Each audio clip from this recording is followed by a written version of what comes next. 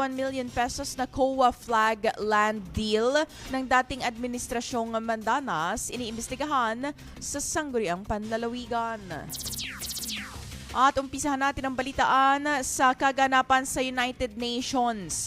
Pilipinas bigong makapasok sa United Nations Security Council. Kyrgyzstan ang nanalo sa botohan sa Asia-Pacific Group. Ang detalye ng balitang iyan hatid sa atin ni DJ Joey Boy. GB Balita Express.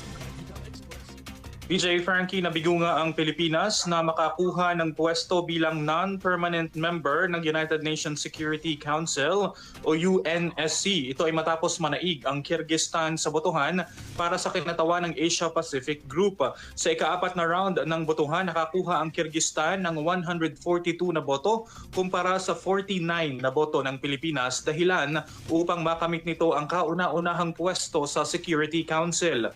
Kasabay nito, nahalal din bilang bagong non-permanent members ng UNSC ang Zimbabwe, Austria, Portugal at Trinidad and Tobago. Ang Security Council ang isa sa pinakamakapangyarihang sangay ng United Nations na may tungkuling magpatupad ng mga resolusyon ukol sa kapayapaan at seguridad sa buong bansa. Samantala, mananatili bilang non-permanent members hanggang katapusan ng 2027 ang Bahrain, Colombia, Democratic Republic of the Congo, Latvia at Liberia. Ang 5 permanenteng miyembro naman ng Security Council ay ang China, France, Russia, United Kingdom at United States. Para sa GB Balita Express, ito si DJ Joey Boy.